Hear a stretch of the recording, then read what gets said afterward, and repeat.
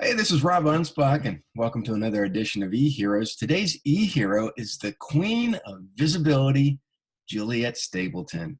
Welcome. Hi, Rob. Thank you so much for having me. I'm delighted to be here. Now, you're over in England, right? I am actually over in Ireland. Ireland. Wow. Yes, the magic land of Ireland, the country of myths, global myths. And when you come here, it's all completely different. Yeah, I'm in Lancaster County, Pennsylvania, and people know us for the Amish. So they're always like, "Are you Amish?" And I'm like, "No, I'm not Amish." But that's the common myth. Yes, I think that it's so true. And people like labeling. I think it's the first thing we do is we sort of label. So if you're from that area, you must be that, or, well, I'm from Ireland, but I'm not Irish. I am from Estonia, but I'm not Estonian. So in my life, there's so many buts when I have to talk about, who I was. I was actually born in Ukraine, but that was a complete accident. My mom was on holidays. I don't know why she went on holidays so late in her pregnancy, but she did. And so now on my passport, I have Ukraine as the country of birth, which is not really sometimes a good thing to have because people just make assumptions, and I'm like, well, I'm not actually. So there's so many buts that when it comes to those kind of labels, I am not, I'm so into like connectedness and and I think I still do put labels on people, but that's a natural thing. It's just when you don't base your life around labeling everybody and putting them in boxes and that's the way you see the world, that's a different story, I think. So how did this whole Queen of Visibility come about? Oh God, the Queen of Visibility was born from running a business for a long time and supporting people. I had a digital marketing agency for about 5 years, almost 6 years before I decided that it's enough and I need more. And I decided to take over the world. And that's like a normal ambition for any queen to have. That's where it started. In fact, I was just thinking, maybe I was actually just thinking that there is something in me that Games of Thrones didn't end up very well. But I think that I was one, like, I'm also blonde, so maybe I'm hoping I'm not going to turn in any sort of nasty way later on. But so far, so good. So far, I'm the queen that slothed. Really, like the internet and the whole thing I was fascinated from the day I bought my first computer. It was 1996. And I logged in through that little modem, dial-up modem, the whole music you had to listen to. And then I was mind blown because I realized that me sitting there in Tallinn, Estonia, I could connect. But at that stage wasn't as much even people, but I could connect to information that would make my life easier. And then I also, as years progressed, realized that you can also put your profile up there. You can be visible to people regardless of the area. I was growing up, and probably because I'm an introvert, I always felt, like outcasted. I didn't feel like I was belonging to the big group of people. Or maybe it's because I'm an entrepreneur. Some of us sometimes go through this growing up, these kind of feelings, and I never felt like I was fitting somewhere. So for me to find people that I do fit in with, or at least that are easy to communicate to, and they don't either look down on me or look at me like I have two heads, I need more. And so the internet was that sort of place. And I think that when I discovered that this happened, it became the primal thing for me. For example, I was a singer when I was younger, and I was in bands. But the moment I discovered internet, I realized that you can actually do so much more online than actually singing and getting gigs. So I was always into promotion, and later on then I was also into fashion, and I had my fashion blog. There was loads of things like that, but it was always online. So then in 2012, I created my business. I was supporting local businesses.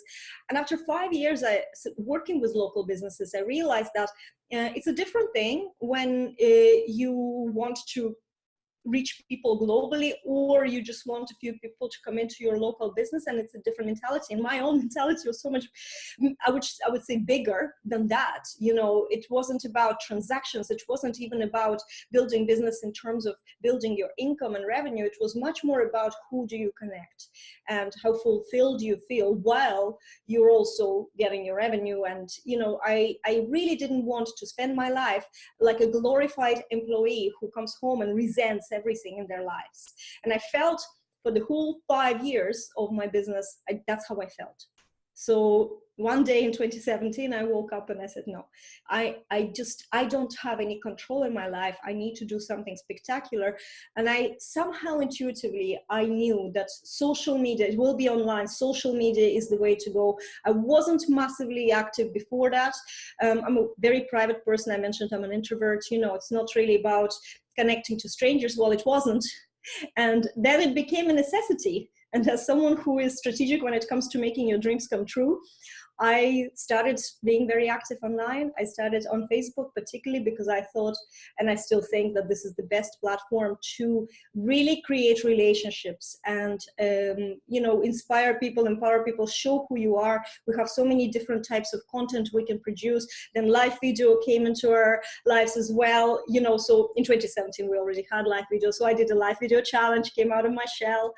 And really from then on, I've been building this visibility and authority, but it was more about 4 words: inspiring people, sharing what I know, guiding them through the dark, scary world of tech or Facebook or online marketing, and then helping them to get more confident. And this is basically what I do. And I think that that's, as a queen of visibility, somebody branded me last year and just kind of fit. And then, you know, and I said, well, you know what, I'm going to own this.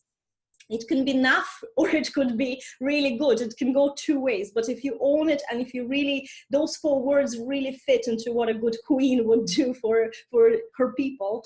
And that's how it started. And here we are. You know, you had mentioned, you know, your local market, and I don't do anything in my local market. I just find that my local market they're very conservative when it comes to money. They don't understand the technology, and they don't want to spend it.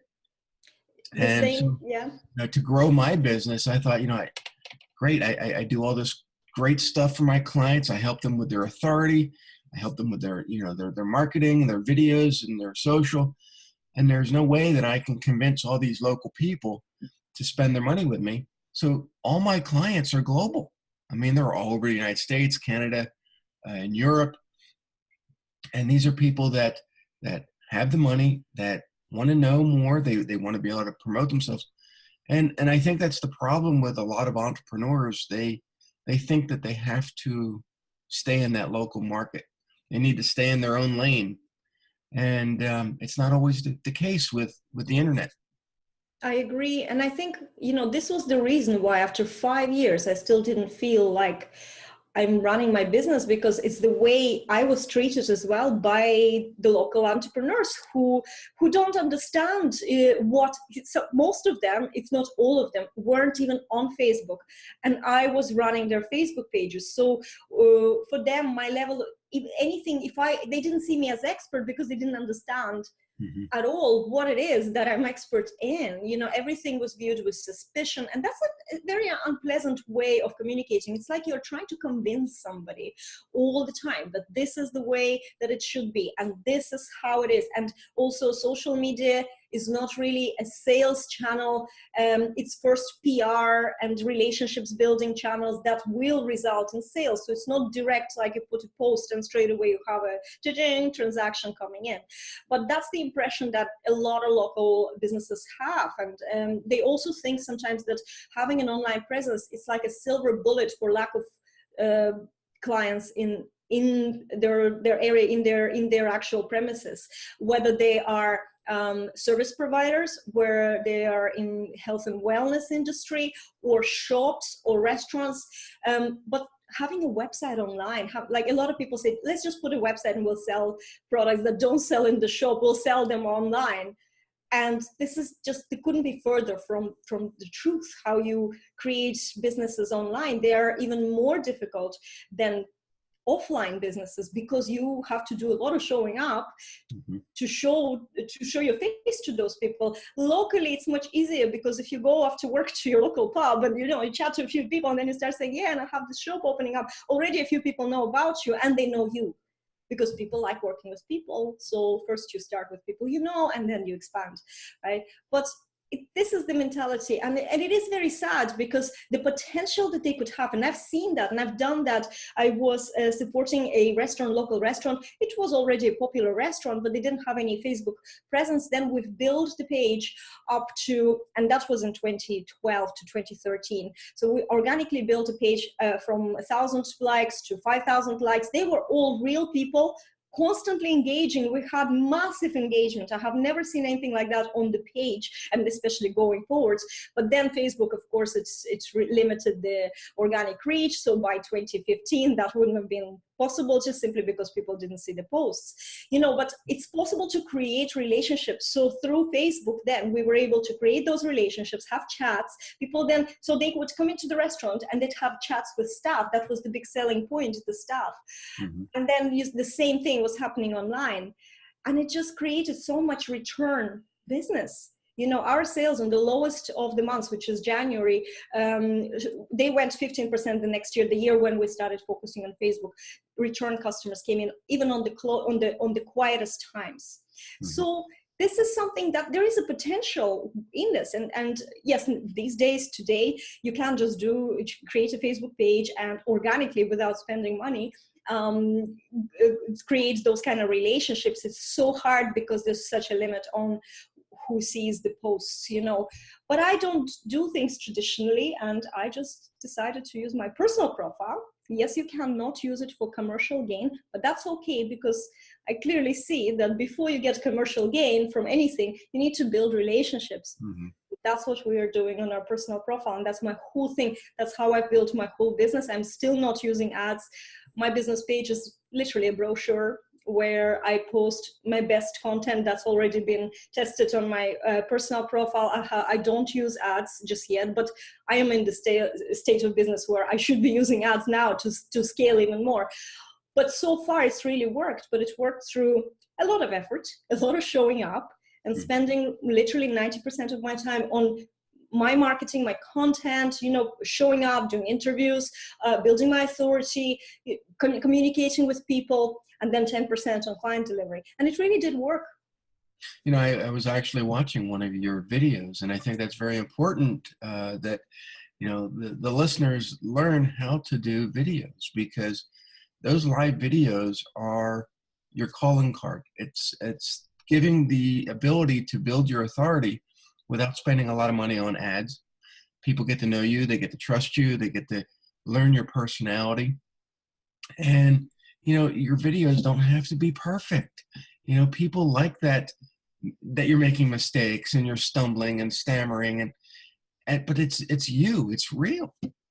That is so true. The reason I believe that everything that we experience when it comes to other people is from the energy. So there's energy compatibility. Sometimes you go on Facebook and you see somebody's video and you start watching it, and it's actually relevant to what a person is saying, especially that our attention span is so short that we sometimes don't even perceive what they're actually saying. And we're just literally based on the vibe, the energy. We decide whether we like them or not. So the first thing that happens is just this, I don't like. It's like a caveman's test, right? If you like somebody, then you start watching them, listening a little bit more to what they're saying, unless they said a trigger word, which you resonated, whether it's personally or maybe professionally, and then you're like, oh, hang on a second, what did you just say? And you pay more attention. But what's an interesting thing is that what you just said, you don't have to be perfect. You just have to be you.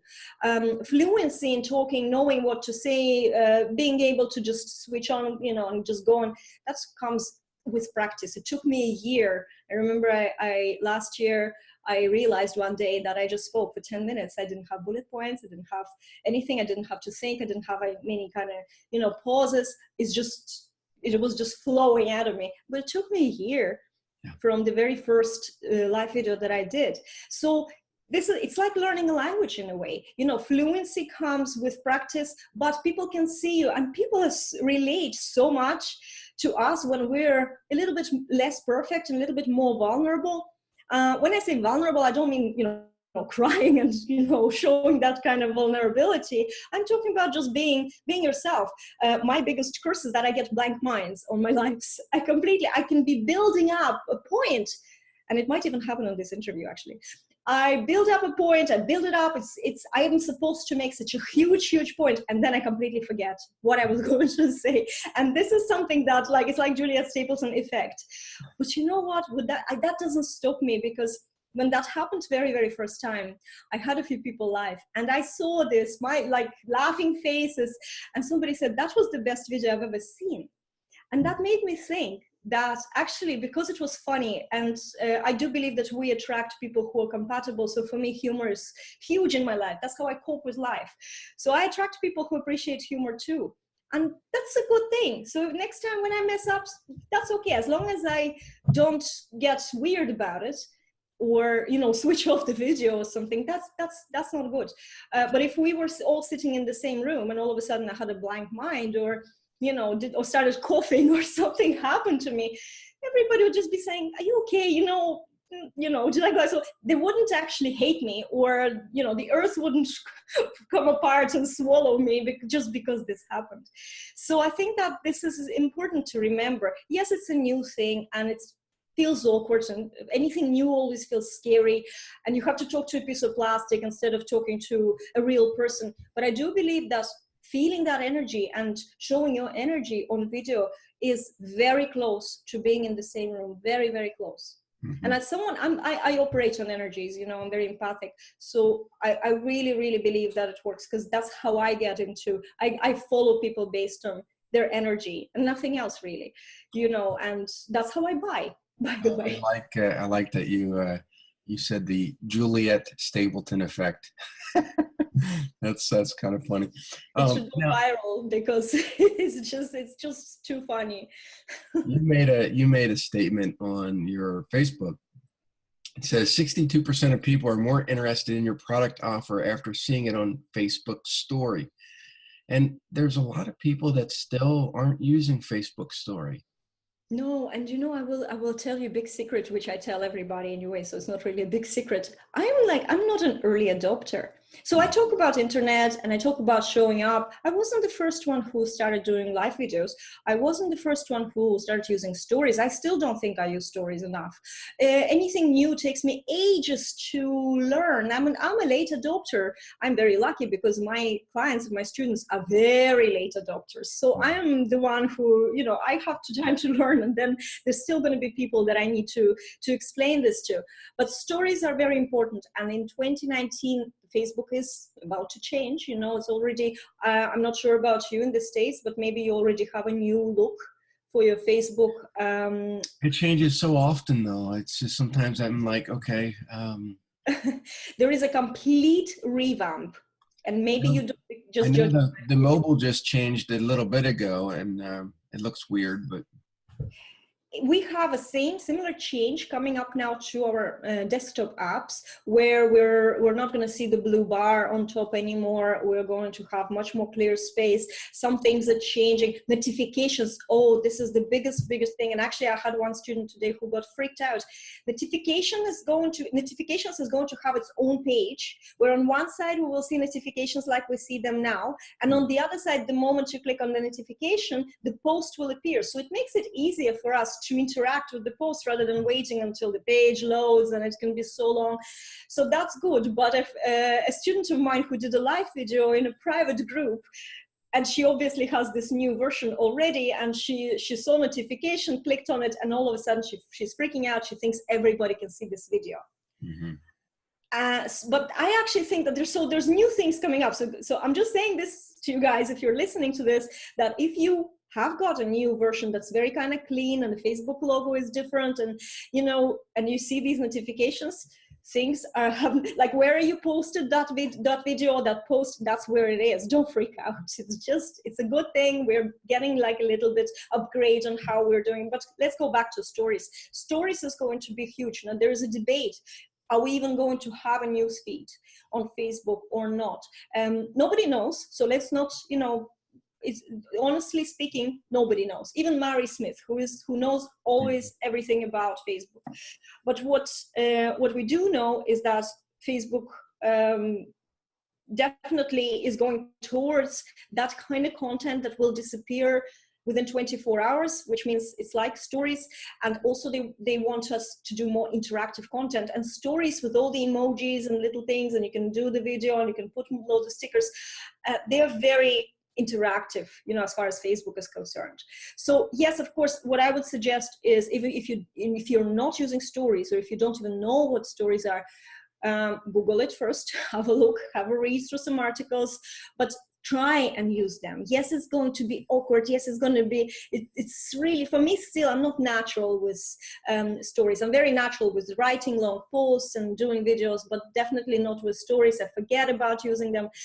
But if you can, it's going to be for your visibility. It's so important, because they come on the top of newsfeed, and the moment you posted another story, again, your face goes, number one, and there's so much visibility that you can, extra visibility that you can get through the stories. And then we will see, as Facebook is changing, we will know within the next 5 years what's going to happen.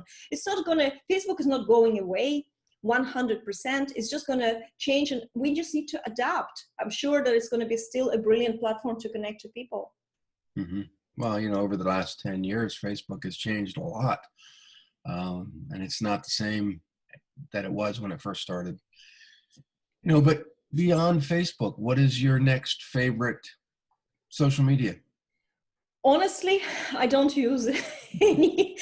I actually don't get to use any other. I do sometimes. I do have them all, but I did focus on Facebook. This is what I teach. I completely understand the whole concept of the Facebook being rented land, and that's okay as well, because I have my website, I'm building my list. I think so. This is what I do outside the social media. Facebook is my main social media channel. I have presence on LinkedIn, I have presence on on Instagram. Twitter, I just have a profile because I speak so much. I can't do one-liners. It's not enough characters for me to express myself on Twitter, so I don't really go near it at all.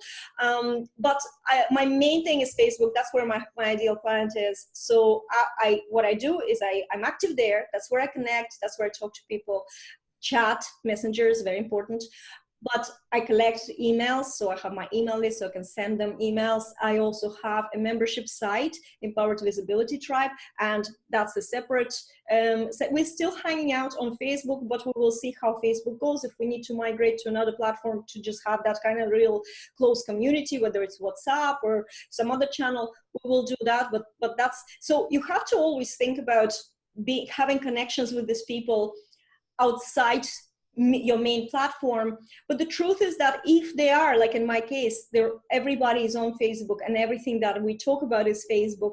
Well, Facebook and beyond, there's some other things as well, but not in terms of social media. Then that's where I want to be, and that's where I want to keep them. I mean, I focus on Facebook and LinkedIn. To me, Twitter is chaotic. I don't do Snapchat anymore.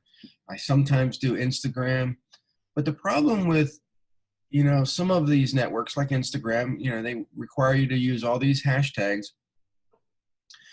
A lot of times the people that are responding are not my ideal client. They are other marketers. They are others out there just looking for that hashtag. And it doesn't do me any good to have them follow me because they're competitors or they're entrepreneurs. They're not my customer.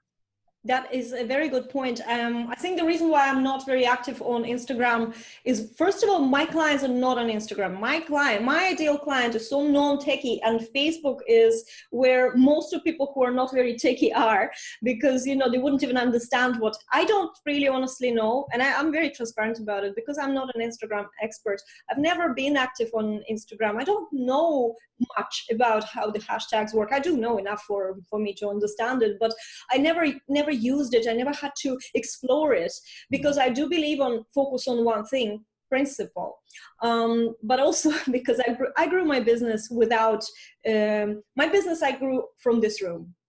I do not have, because I was looking for connections globally and outside Ireland even, and I live in a very small, right now I live in a very small rural community, very far from the airport. So for me to go somewhere and travel at the moment, it's hassle. Now I am working on this and I'm moving countries as soon as the chance happens, and I'm not joking, and just waiting for some things, because I want to live more in a hub where I can jump on the airplane and go and do public speaking and things like that.